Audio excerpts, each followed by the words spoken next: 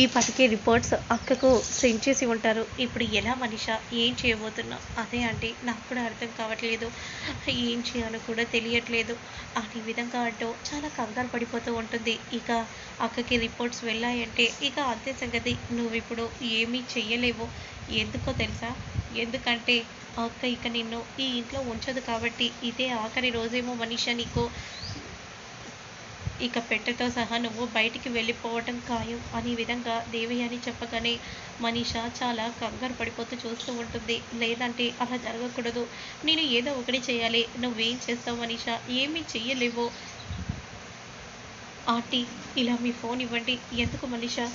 అది కాదంటీ, హాస్పిటల్ పేరేంటి చెప్పండి ఆంటీ. Baby డయాస్టిక్ centre. అప్పుడు వెంటనే ఇప్పుడు ఆ నెంబర్ ఎలా దొరకాలి అనే విధంగా అంటూ గూగుల్లో సెర్చ్ చేస్తుంది. ఇక ఆ నెంబర్ని చూసి వెంటనే ఫోన్ కొడుతుంది. హలో, బేబీ డయాస్టిక్ సెంటరా? అవును చెప్పండి. ఇందాక మీరు బ్లడ్ రిపోర్ట్స్ తీసుకెళ్లారు కదా అరవింద మాలిని ఇంటికొచ్చి. అవును మేడం. అవును, రిపోర్ట్స్ సెండ్ అయ్యాయా? లేదు మేడం, రిపోర్ట్స్ ఆల్రెడీ డైరెక్ట్గా నెంబర్ ఇచ్చిన వాళ్ళకే మెయిల్ అవుతుంది. మెయిల్ అయిందో లేదో ఒకసారి చూస్తారా? ఆల్రెడీ ఇప్పుడే మెయిల్ అరవింద గారికి వెళ్ళింది మేడం అని విధంగా చెప్పగానే ఒక్కసారిగా మనీషా షాకింగ్గా చూస్తూ ఉండిపోతుంది. అని ఇక మనీషా మాత్రం చాలా కంగారు పడిపోతూ కాల్ని కట్ చేయగానే ఇక గోవింద గోవింద నిన్ను మాత్రం ఆ దేవుడే కాపాడాలి అని దేవయాని అంటూ ఉంటుంది. మనీషా మాత్రం చాలా కంగారు పడిపోతూ ఉంటుంది. నేను ఇప్పుడు ఏం చేయాలి? ఆంటీకి ఆల్రెడీ రిపోర్ట్స్ సెండ్ అయ్యాయి, మెయిల్ కూడా వచ్చేసింది అని మనీషా చాలా కంగారు పడిపోతూ ఉండగా ఇక మరోవైపు అరవింద జయదేవ్ ఇద్దరు కూడా ఆలోచిస్తూ ఉంటారు. ఇక అప్పుడే మెయిల్ వస్తుంది.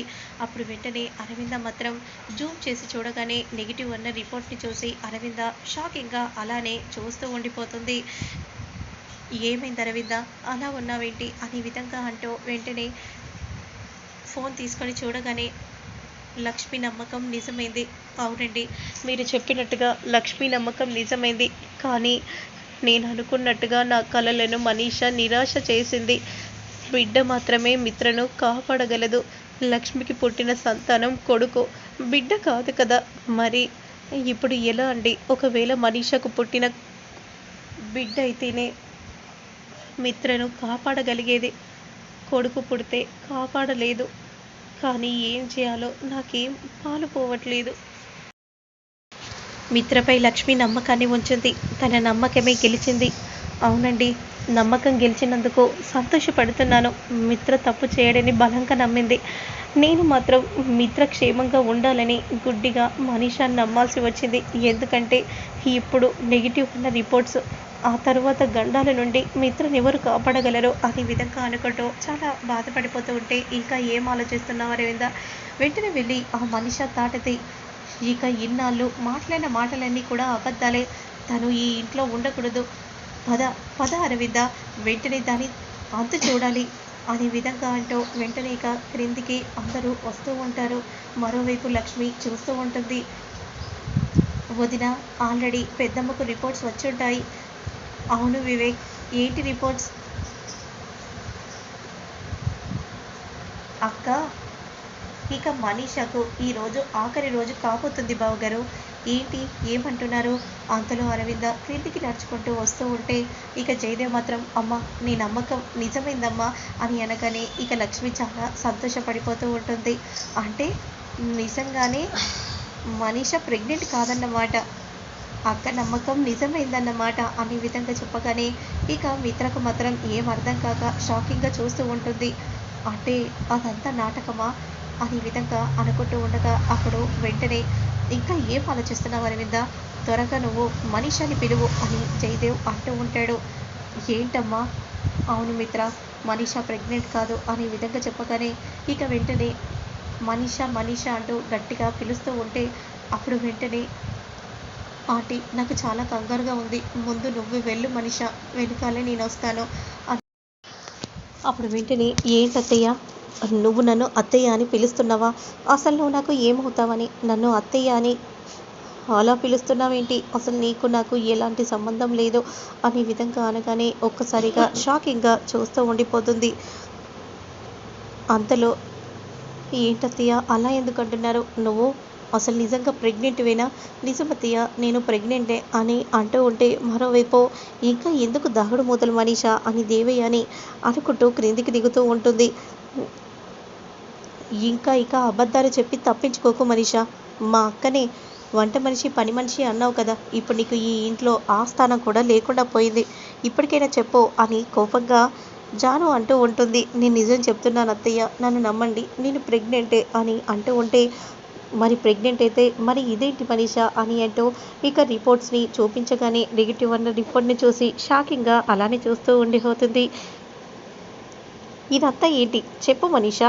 నువ్వు ప్రెగ్నెంట్ కాదని ఆల్రెడీ రిపోర్ట్స్‌లో తేలిపోయింది అనే విధంగా అరవింద అంటూ ఉంటుంది.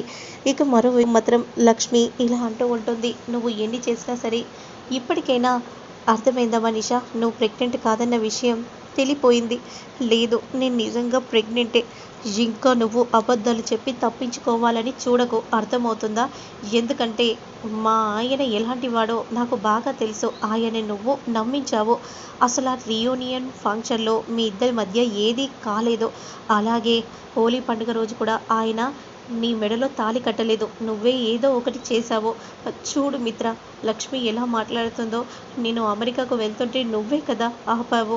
హోలీ పండుగ రోజు నువ్వు ఫుల్‌గా తాగి నువ్వు నా మెడలో తాళి కట్టలేదా? చెప్పు మిత్ర అని మనీష అంటూ ఉంటే అంతా అబద్ధం. ఏంటి మిత్ర అప్పుడేమో అలా మాట్లాడి ఇప్పుడేమో ఇలా మాట్లాడుతున్నావేంటి? అవును, అసలు నేను కావాలని తాగలేదు. నాకు ఎవరో కావాలని మత్తిచ్చారు. అంటే ఏంటి మిత్ర ఏమంటున్నావు? నీతో నేను ఉన్న క్షణాలు కూడా నాకు కొంచెం కూడా గుర్తులేదు మనీషా. ఇక నీ మెడలో తాళెలా పడిందో నేను ఎలా కట్టానో కూడా నాకే తెలీదు. ఇదంతా చూస్తుంటే నాకు నమ్మబుద్ధి కావట్లేదు. అంటే నేను చెప్తుందంతా అబద్ధమా మిత్ర? చెప్పు మిత్ర అని మనీషా అంటూ ఉంటుంది. నీ దండం పెడతాను. ఎందుకంటే నన్ను లక్ష్మిని దూరం చేయాలని చూడకు. ఎందుకంటే నా మనసు నిండా నిండి ఉన్నది లక్ష్మియే. నిన్ను నేనొక అప్పుడు లవర్గా స్నేహితురాలిగానే చూశాను. అదే కూడా ఇప్పుడు కూడా అలాగే చూస్తున్నాను, లవర్గా కాకుండా. ఎందుకంటే ఇప్పుడు నాకు పెళ్ళయింది, 2 పిల్లలున్నారు. నన్ను వదిలే మనీషా, నన్ను ప్రశాంతంగా బ్రతకనివ్వు అనే విధంగా మిత్ర చెప్పగానే ఇక మనీష షాకింగ్గా అలానే చూస్తూ ఉండిపోతుంది. ఇక నీ ఆటలు కట్టిపెట్టు మనీషా. ఇంటి నుండి బయటికి వెళ్ళిపో. నువ్వు ఇంట్లో ఉండకూడదు అని జయదేవ్ అంటూ ఉంటాడు. ఇక మనీష మాత్రం అత్తయ్య నన్ను నమ్మండి. నేను నిజంగా ప్రెగ్నెంటే. ఏంటే ప్రెగ్నెంట్ అని అంటున్నావు? రిపోర్ట్స్ వచ్చాక కూడా నన్ను నమ్మించాలని చూస్తావా అని అంటూ చెంప పగల కొట్టగానే మనీష్ షాకింగ్గా చూస్తూ ఉంటుంది. అందరు కూడా షాకింగ్గా చూస్తూ ఉండిపోతారు. బుద్ధి లేదా అసలు? నిన్ను చూస్తుంటేనే అసహ్యంగా ఉంది. నీ అంతట నువ్వుగా ఈ ఇంట్లో నుండి వెళ్ళిపో. లేదంటే చీటింగ్ కేసు పెట్టి జీవితకాలం జైలు శిక్ష వేస్తాను. జాను, వివేక్, దీని సామాను ఈ ఇంట్లో ఎక్కడ కూడా కనిపించదు. దీనితో పాటు వాటిని కూడా బయట పడేసేయండి అని విధంగా చెప్పగానే ఒక్క నిమిషం మేడం, నన్ను రమ్మన్నారు. సిజేరియన్ ఆపరేషన్ చేసి రావడానికి ఈ టైం పట్టింది. ఏమన్నా చెక్ చేయమన్నారు కదా? అవసరం లేదు, రిపోర్ట్స్ వచ్చాయి అని చెప్పగానే అంతలో అరవిందకు ఫోన్ కాల్ వస్తుంది. Madam sorry madam. నాకెందుకు సారీ చెప్తున్నారు? అంటే మేడం డి మనీషా, ఏ మనీషా 2 నేమ్స్ ఒకేలా ఉన్నాయి. డి మనీషా రిపోర్ట్స్ మీకు సెండ్ అయ్యాయి. ఏ మనీషా రిపోర్ట్స్ మా దగ్గరే ఉన్నాయి. ఇప్పుడు మీకు మేము మెయిల్ చేశాము, చూసుకోండి అనే విధంగా అంటూ కాల్ని కట్ చేయగానే వెంటనే అరవింద ఆ రిపోర్ట్స్ని చూస్తూ ఉంటుంది. ఇక లక్ష్మి మాత్రం చాలా షాకింగ్గా చూస్తూ ఉంటే, నువ్వు పల్లెటూరు నుండి వచ్చావు, నేను సిటీలో చదువుకున్న దాన్ని, నాకు ఇంకెన్ని తెలివితేటలు ఉండాలి లక్ష్మి అని మనసులో మనీషా అనుకుంటూ అలానే చూస్తూ ఉండిపోతుంది.